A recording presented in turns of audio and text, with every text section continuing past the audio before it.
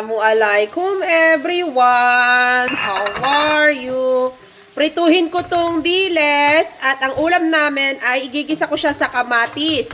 First time ko lang tong gagawin. O, diba? Bango ha? Ayan. Kung matikman to ng asawa ko, pero wala naman yung asawa ko, working, nasa malayong lugar, diba? Kaya yung aking, yung aking business talaga ay yun ang makakasagot sa aking kailangan sa aking asawa. O, diba? Lalagay ko tong sibuyas. Ayan, mas maraming sibuyas, mas masarap. Ayan, lagyan ko siya ng paminta. Ayan. O, diba? Ay, para nakikita nyo naman ang aking kagandahan. Anyway, namimiss ko na pala yung aking asawa. Gusto ko lahat ng niluluto ko natitikman ng aking asawa. Pero dahil wala yung asawa ko dito, talagang nabo-broken hearted talaga ako.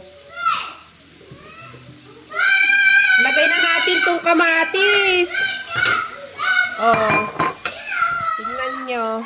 Oh. Masarap tong ulam namin. Oh. Ayan, nagalagay ko na pala tong garlic. Ayan, mukhang tataob na naman ang aming kanin ito, ah. And then, lalagay ko na tong diles. Oh, diba? Parang nagki-craving ako nito, eh. First time ko lang talaga tong niluto, ah. First time ko lang din tong matitikman. Filipino ulam, syempre. O, diba? Ngayon, titikman na natin siya kung bongga ba siya o ano. Ngayon, tikman natin. With kamatis, syempre.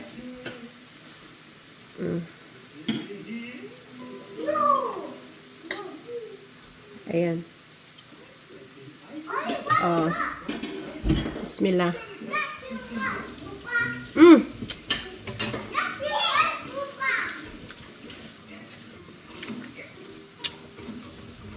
Ang sarap. Sarap!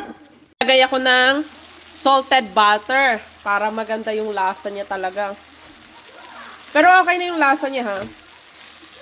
Ilagyan ko siya ng garlic powder. Hindi ko na na-videohan. Para lalong mag-level up yung sarap niya, diba? Ang sarap, ha? Sobrang sarap.